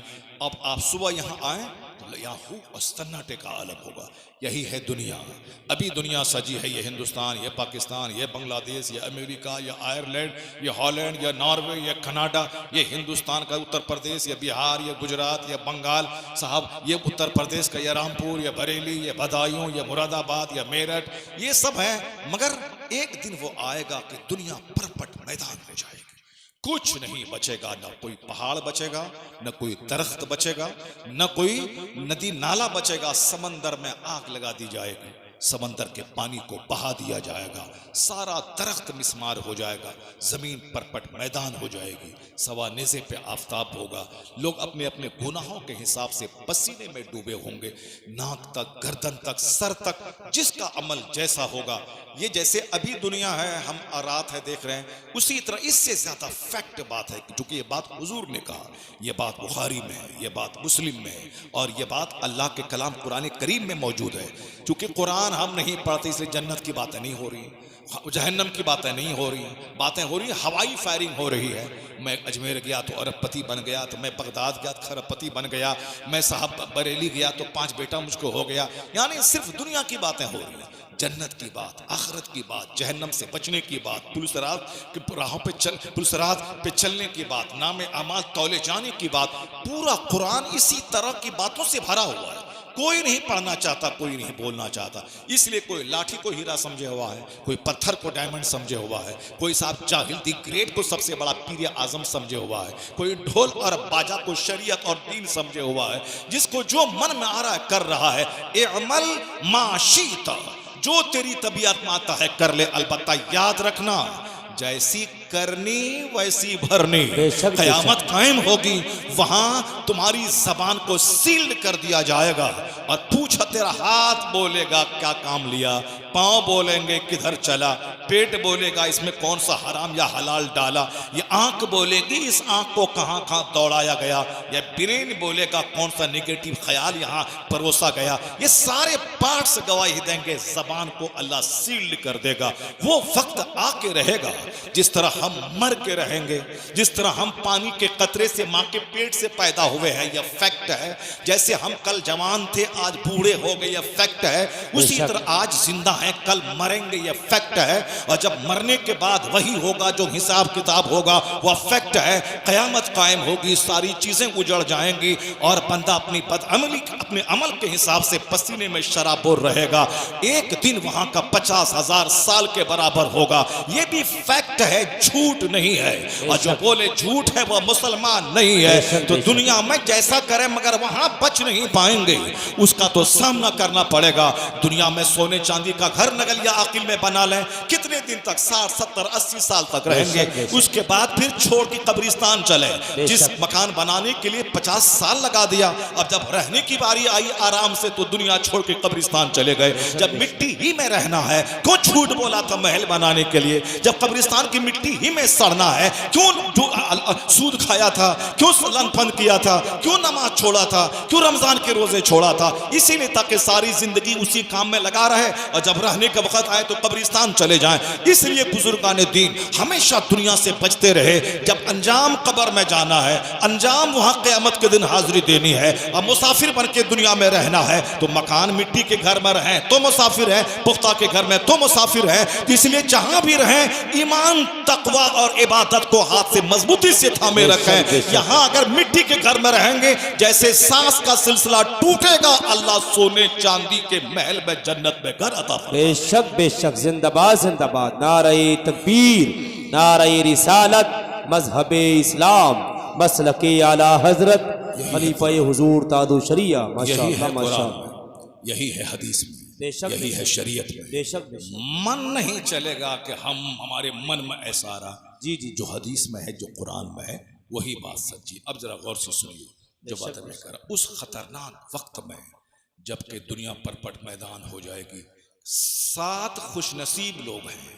जिनको अल्लाह अपने अर्श का साया नसीब करेगा। माशाअल्लाह। सबअतुन युज़िल्लुहुमुल्लाहु फी ज़िल्ली यौम ला ज़िल्ला इल्ला ज़िल्लु। बुखारी शरीफ में आई, जो कुरान के बाद सबसे मोतबर किताब है। जी जी, नौजवानों गौर से सुनना, ये कव्वाली की महफिल नहीं है कुरान हदीस बयान करने की। बेशक बेशक बेशक बेशक, इसलिए ढोल बाजे वाला कल्चर छोड़ो, जी जी जी, हदीस कुरान के पढ़ने वाला कल्चर अपना। बेशक बेशक, माल जमा करना है चाहे जहां से मिले, काफिराना कल्चर छोड़ो। माल चाहिए मगर हलाल से चाहिए। बेशक बेशक, मकान चाहिए मगर हलाल का मकान चाहिए। अगर हराम की ईंट लगी तो जितने दिन तक उस घर में रहोगे सारी ईंटें लानत बरसाती रहेगी। जी जी जी, और जब मकान की ईंट लानत बरसाएगी तो सुकून कहां से मिलेगा?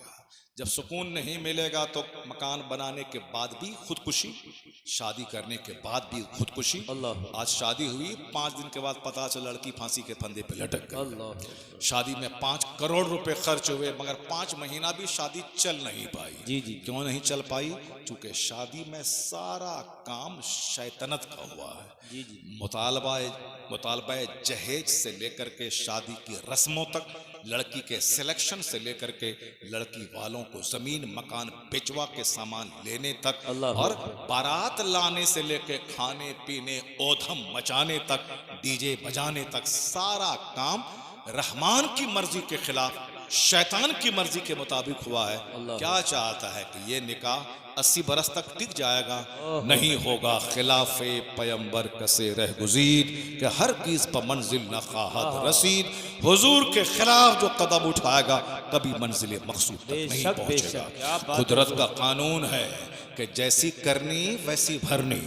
आम के पेड़ से सेब नहीं निकलता, लहसुन के पेड़ से प्याज नहीं निकलती, खजूर के पेड़ से संतरा नहीं निकलता, धान रोपकर वहां से मकई की फसल नहीं निकाली जा सकती।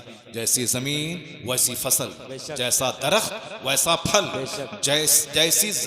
जैसा बीज वैसा पौधा। ऐसा नहीं होता कि चलें पूरब और पहुंच जाएं काबा, नहीं होगा। कानून से दुनिया चलती है, सारा काम कानून के हिसाब से होता है। शादी में डीजे बाजा गाजा नाच गाना, 70 साल की बुढ़िया डांस, मेरे पोते की शादी है, मेरे बेटे की शादी है। जब डांस गाना होगा तो बेटा तो लुच्चा लफंगा होगा, लुच्चों का सरदार होगा, गुंडों का सरदार होगा, 24 घंटे मुंह में गुटखा खोर होगा, शराब पिएगा, ड्रग्स का आदी होगा, माँ बाप को आंख दिखा के मारेगा। जिसके लिए 25 साल मारे मारे सऊदी अरब में ऊंट चराते रहे, वह बेटा जवान हुआ तो आंख दिखला रहा है। अब ये बाप बेटा के डर से मारे मारे भागे भागे फिर रहा है। बेटी के यहाँ जा रहा है, दामाद के यहाँ जा रहा है, अब यहाँ बहू मारने दौड़ रही, बेटा मारने दौड़ रहा है। कैसा? जैसी जमीन वैसी फसल, जैसा दरख्त वैसा फल, जैसी शादी की तकरीब वैसा उसका रिजल्ट। हम तो सामने देखते हैं, जब माँ थी फातिमा ज़हरा, रात भर सजदा, एक नफल सजदे में सहर हो जाए, और बाप दिन भर जिहाद और रात भर सजदा। जब बाप थे मौला अली, माँ थी फातिमा ज़हरा, तब बेटा हसन और हुसैन पैदा हुआ। तारीख रचने वाला, दुनिया का रुख मोड़ने वाला, कयामत तक करोड़ों मुसलमानों के लिए रोल मॉडल बनने वाला हुसैन पैदा हुआ। ऐसा नहीं हो सकता मैं जोकर, मेरी बीवी जोकराइन और मेरा बेटा कुतुब अब्दाल पैदा हो जाए, नहीं होगा ऐसा। जो कुदरत का कानून है, जब बाप हो सैयद गयासुद्दीन और माँ हो आबिदा जाहिदा, तब बेटा 90 लाख काफिरों को कलमा पढ़ाने वाला मोइनुद्दीन अजमेरी पैदा होता है। कानून है कुदरत का, जब बाप हो सैयद मूसा साले जंगी दोस्त और माँ हो सर से लेके पांव तक नेकी का पुतला, तब बेटा वलियों का सरदार अब्दुल कादिर जिलानी पैदा होता है। और जब बाप हो सैयद अली अहमद बुखारी और माँ हो राबे असर सैयदा ज़ुलेखा, तब बेटा निज़ामुद्दीन देहलवी पैदा होता है। और जब बाप हो मुफ्ती नकी अली खान, जो और जब माँ हो तहज्जुद गुजार, तब बेटा करोड़ों मुसलमानों का इमाम अहमद रजा खान पैदा होता है। और जब बाप हो इमाम अहमद रजा खान और माँ हो परहेजगार तहज्जुद गुजार, तब बेटा 1.5 करोड़ कमोबेश मुरीदों का मुर्शिद मुफ्ती आज़म हिंद मुस्तफ़ा रजा खान पैदा होता है। और जब दादा हो हुज्जतुल इस्लाम के काफिर देखे तो कलमा पढ़ ले, नाना मुफ्ती आज़म हिंद फासिक देखे तो मुत्तकी हो जाए। अब बाबा मुफस्सिर आज़म हिंद जो लाखों मुरीदों के हुजूम में मुरीद से एक पैसा नहीं मांगे, और फिर माँ ऐसी हो जो अपने जेवर को जरूरत पड़े तो बेचकर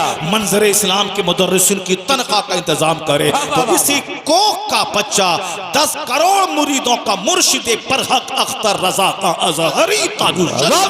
नारे तकबीर, नारे रिसालत, मजहबे इस्लाम, मसलके आला हजरत, फैजाने आला हजरत, खलीफे हुजूर ताजु शरिया, खतीब आज़म हिंदुस्तान। माशाअल्लाह माशाअल्लाह। सिर्फ ड्रीम देखने से काम नहीं होता, सिर्फ सपना देखने से काम नहीं होता। मैं डीएम बन जाऊं, मैं प्रोफेसर बन जाऊं, मैं उत्तर प्रदेश का वजीर आला बन जाऊं, ऐसा सपना देखने से काम नहीं चलता। जी। बल्कि रियलिटी से करीब होके सोचना पड़ता है। ड्रीम्स हो दिमाग में, और बाकी हाथ पांव उस ड्रीम्स को साकार करने के लिए मेहनतों में लगा हुआ।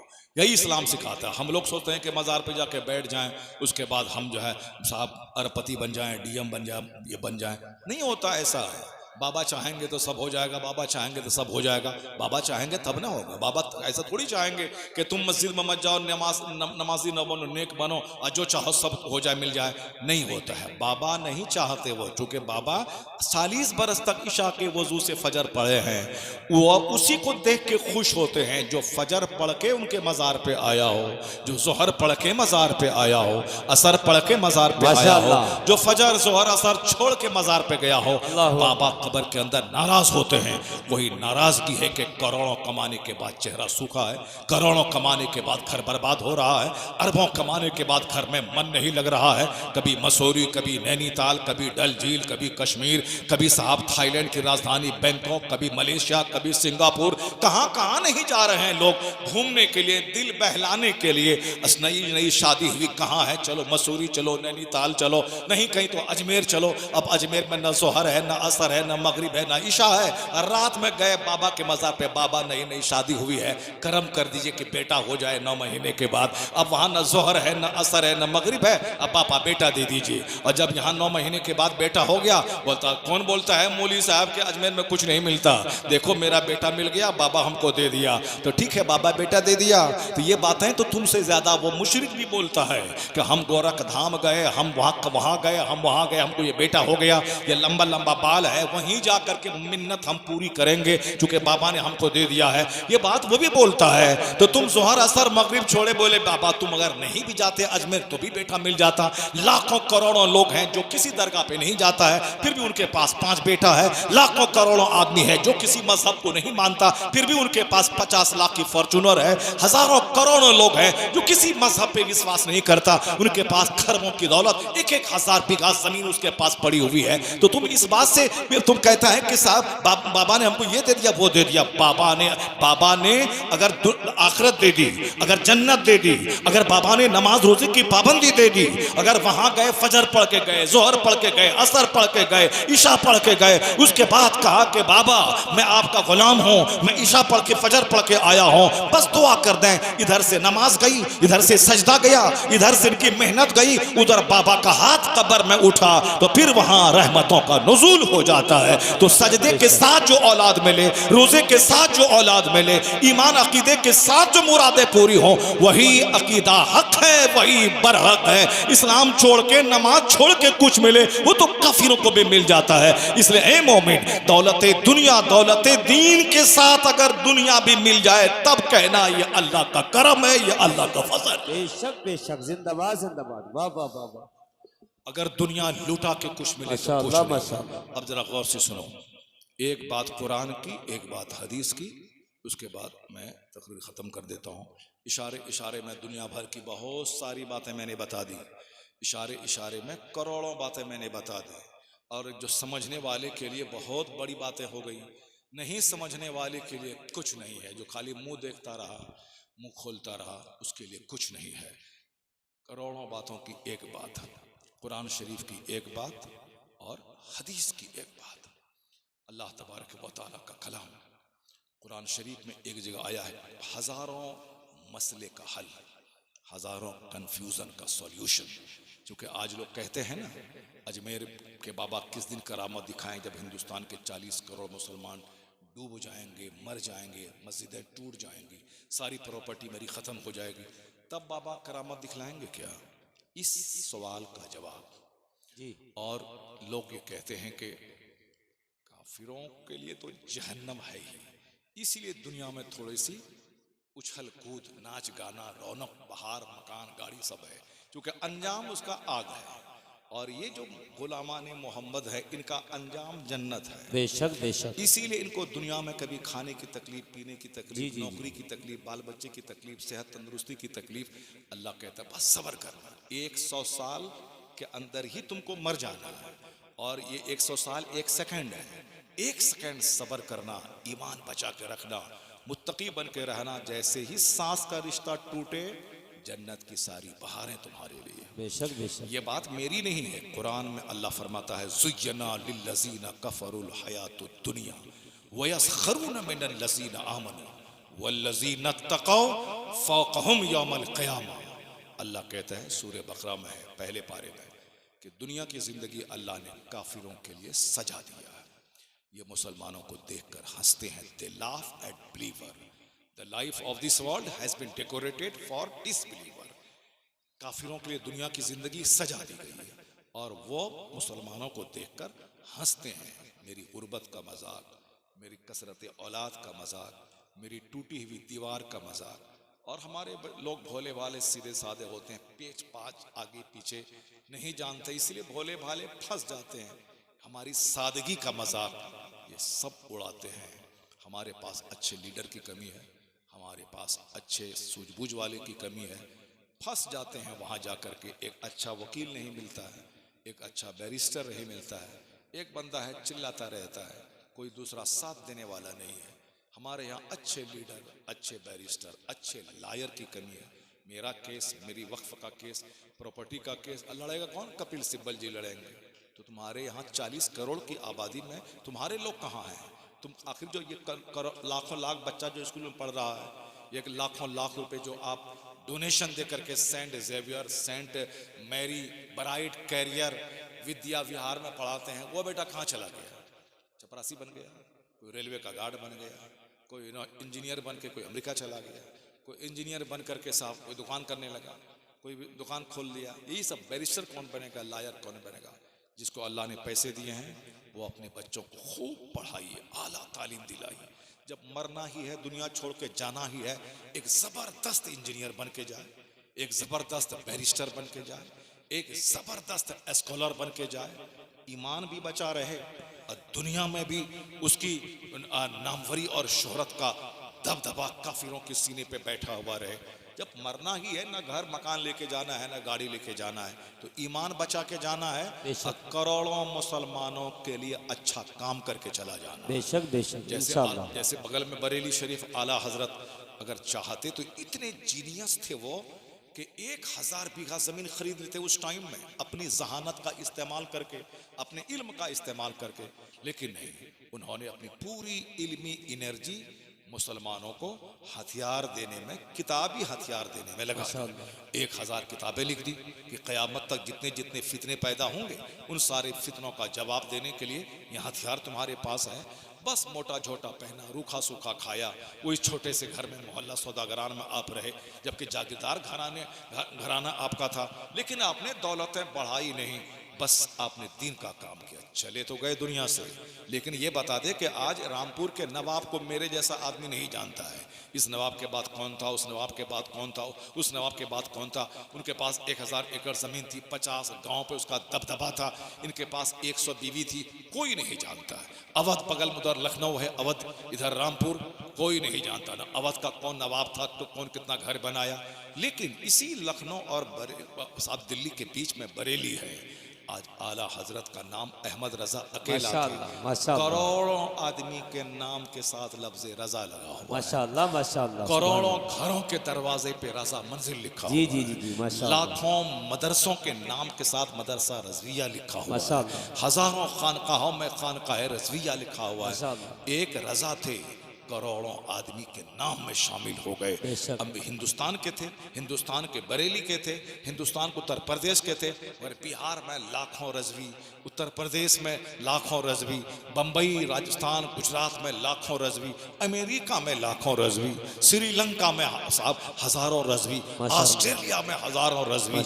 लगता है कि पूरी दुनिया में रजा रजा रजा रजा। ऐसा लगता है कि वादी रजा की वो है, हिमालय रजा का है, समत देखिए वो इलाका रजा का है। आखिर ये क्या है? क्यों? रजा ने हथियार दिया है, किताब दिया है। रात में सिर्फ 2 घंटा सोते थे, बाकी पूरे 22 घंटे दीन का काम करते थे। रोटी नमक खाते थे, वो खाने के पीछे दिमाग नहीं लगाते थे कि कल शामी खाया था तो आज टिकिया खाऊं, कल बिरयानी खाई थी तो आज मुर्गा पुलाव खाऊं, कल ये पहना था तो आज ये पहनूं, कल ये खाए डिश है तो आज ये डिश हो।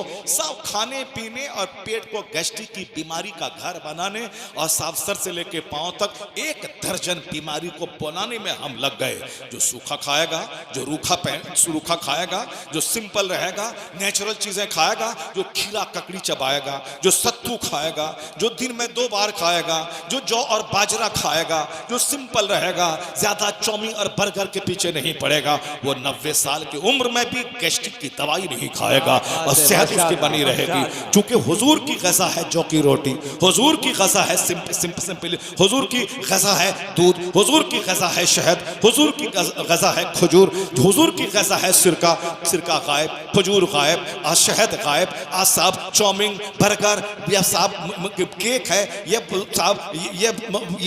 ब्रेड है, ये सारी चीज़ें जो पेट और किडनी और गुर्दा को जख्मी करने वाली हैं वो सारी चीज़ें खा रहे हैं और नतीजे में ख्वाहिशात गर्म हो रही हैं, आंखें बहक रही हैं, जबान बहक रही है साहब, टेलीविजन के सब पर आंखें टिकी हुई हैं, 10-10 घंटे 8-8 घंटे बैठ कर उसको देख रहे हैं। सेहत गई, दिमाग गया, सीना गया, बाल बच्चे के सामने मेरी इज्जत गई।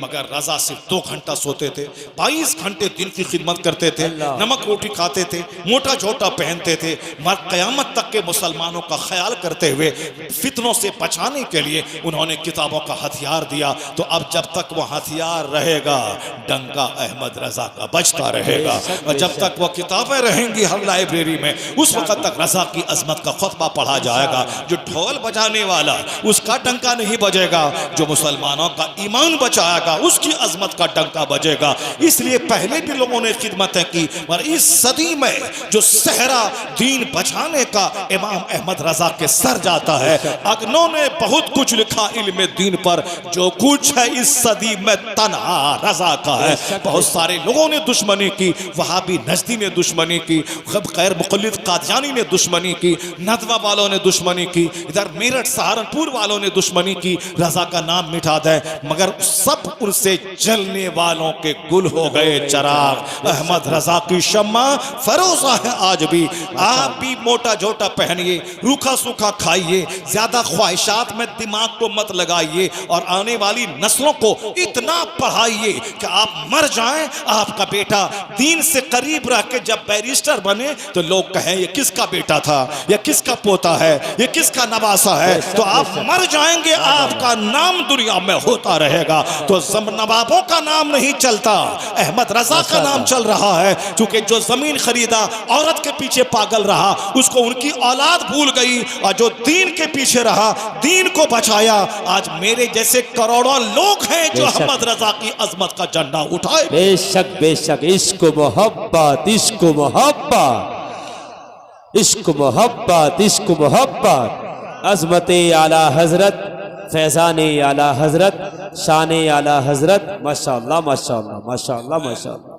A man who dedicates his life for the sake of Allah, Allah gives him name, Allah gives him fame, Allah gives him popularity. जो अपनी ज़िंदगी अल्लाह के दीन के लिए सुपुर्द कर देता है, अल्लाह उसे इज़्ज़त देता है, मकबूलियत देता है, शोहरत देता है। मुझको सिर्फ 1 घंटा बोलना था, मगर 1 घंटा से ज़्यादा मैं बोल गया। और अभी हमारे अहबाब सब कहते हैं कि 1 घंटा से ज़्यादा नहीं बोला जाए, क्योंकि अभी ताज़ा आप अभी बीमारी से उठे हैं, और अभी तो आपको 6 महीने तक आराम करना था, मगर आप बयानात के सिलसिले में सफ़र करने लगे और आप बयान भी करने लगे। घंटा 1.5 घंटा 2 घंटा बयान कर रहे हैं आप। मैंने कहा ठीक है, अगर मौत आ जाएगी तो आ जाएगी, कम से कम अल्लाह का जिक्र करते हुए तो मौत आ जाएगी। अल्लाहु अकबर, अल्लाहु अकबर। घर में बैठे भी मौत आएगी, जिक्र करते हुए मौत आएगी। बेहतर है वह मौत जो जिक्र इलाही में आ जाए, बेहतर है वह मौत जो कुरान हदीस पढ़ाते हुए आ जाए। अल्लाह तबारक व तआला ने सेहत दी, तो अब इस सेहत को खाने पीने सोने में नहीं बल्कि दिन की खिदमत में लगा दिया जाए। अब ये अतहर बाबू नगले आखिर में फ़लाँ की शादी है, बस आपको आना है। मैं चूँकि अच्छा लड़का है और फिर दुनियादारों से करीब रहने के बावजूद दीन और सुन्नियत से जुड़ा हुआ है, आलिम दीन की इज़्ज़त है। एक फ़ोन जाता है, फ़ौरन ओके कर देते हैं। 4 महीना 5 महीने पहले दावत मिलती है।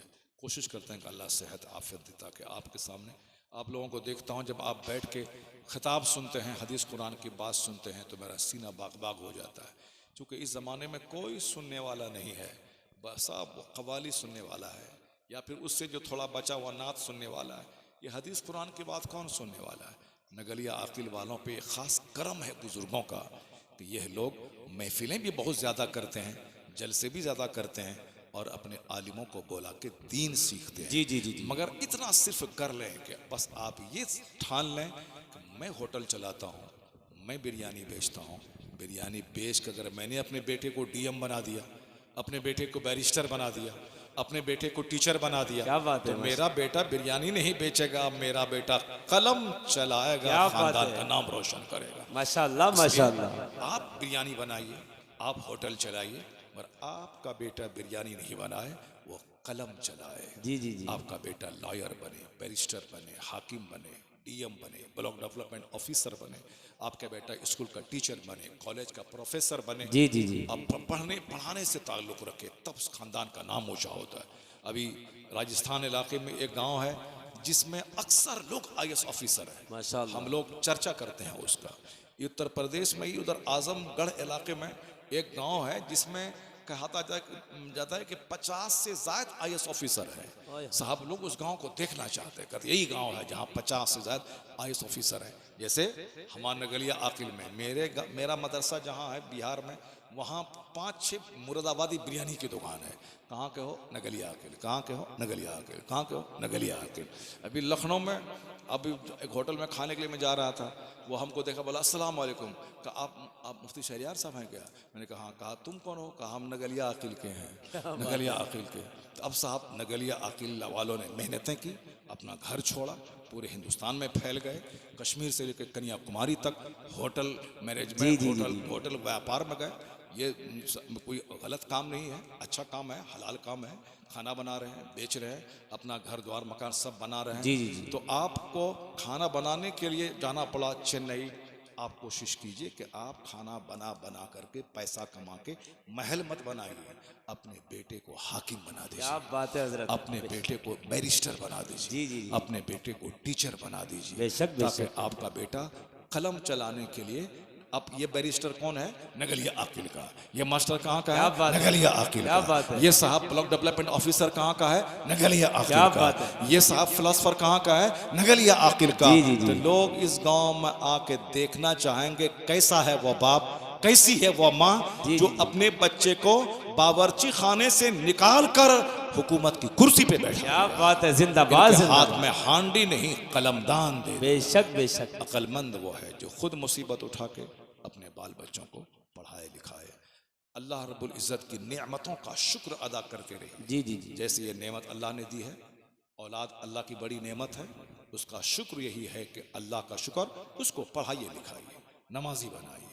शादी ब्याह में फजूल खर्ची बिल्कुल बंद कर दीजिए। लड़की वालों से पलंग कुर्सी टेबल ये वो कुछ मत लीजिए, वरना फिर हमारी वो तकरीर को लगा दीजिए मोबाइल में साहब। तो फिर आजकल गैर मुस्लिम औरतें सब लगा रही हैं और कह रही हैं कि साहब ये मौलाना ने ज़बरदस्त प्रहार किया है, अटैक किया है समाज की गलत प्रथा पे। वो साहब जिस गली से गुजरो बस वहाँ वही पलंग बीबी लाएगी, सोएगा हिजड़ा। जी जी वो जी। साहब वापस बीबी लाएगी, पैर पोछेगा हिजड़ा। क्या बात है। एक जबरदस्त हमला है समाज की गलत नीति पे। बहुत सारे नौजवानों का सीना हिल रहा है और वह नौजवान कान पकड़ रहे हैं कि अब मैं ऐसा नहीं करूँगा, खुद मेहनत करूँगा, खुद घर सजाऊँगा, खुद सोफ़ा खरीदूँगा, खुद फ्रिज लाऊँगा, खुद AC लाऊँगा। बेशक बेशक। दुल्हन को ला के बोलूँगा कि तू रानी बन के रह, जी जी जी। मैं तेरा शौहरे नामदार। माशाअल्लाह। 50 दिन में निकाह नहीं टूटेगा, बेशक। 80 बरस तक अल्लाह उस निकाह में बरकतें अता जी जी जी। माशाअल्लाह माशाअल्लाह। इंशाअल्लाह। जहाँ लड़की को सताया जाता है, लड़की के बाप को सताया जाता है, जमीन मकान बेचवा के अपने यहाँ बुलेट खरीदा जाता है, उसके निकाह में बरकत नहीं होती। जी जी बेशक बेशक। उस लड़की का दिल कभी नहीं जीता जा सकता है। शादी को बिल्कुल सिंपल बनाइए। जिस तरह महफिल कर रहे हैं आप, महफिल में निकाह पढ़ाने का रिवाज पैदा कीजिए, मस्जिद में निकाह को फरोग दीजिए। आका इस्लाम हम सबों के सरदार, हम सबों के मलजाओ मावा पेशवा मुक्तदा आका इस्लाम अपनी बेटी फातिमा ज़हरा की शादी मस्जिद नबवी में कर दी। चाहते तो जन्नत से सोने का ताज ला मंगवा के मौला अली को पहना देते, दामाद को, अपनी बेटी सैयदा फातिमा को सर से लेके पांव तक जेवरात में लाद देते, मगर नहीं, सिंपल कपड़े पुराने कपड़े में निकाह हुआ। मस्जिद नबवी के 10-20 सहाबा कराम के दरमियान हुजूर ने खुतबे निकाह पढ़ा और अपनी बेटी को मौला अली के निकाह। जी जी जी। तो आप भी कोशिश करें कि निकाह मस्जिदों में हो, निकाह 5 आदमी के बीच में हो जाए, धूम धाम नहीं करनी है ज्यादा। आप जगह दे दें खलीफा हुजूर तादू शरिया जानशीन हुजूर मुहद्दिस आज़म रामपुर मुफ्ती सैयदी सरकार शाह मोहम्मद फैज़ान मियाँ साहब क़िबला क़ाज़ी शरा ज़िला रामपुर की आमद है। थोड़ी सी जगह दे दें आप, जगह दे दें, सेटस हो जाएं, सेटस से ज़रा आप लोग बैठ जाएं माशाअल्लाह। सुभान अल्लाह, सुभान अल्लाह। नारे तकबीर, नारे रिसालत, मजहब इस्लाम, मसलक आला हज़रत, फैज़ान आला हज़रत, फैज़ान आला हज़रत, फैज़ान आला हज़रत, इश्क मोहब्बत, इश्क मोहब्बत, बस।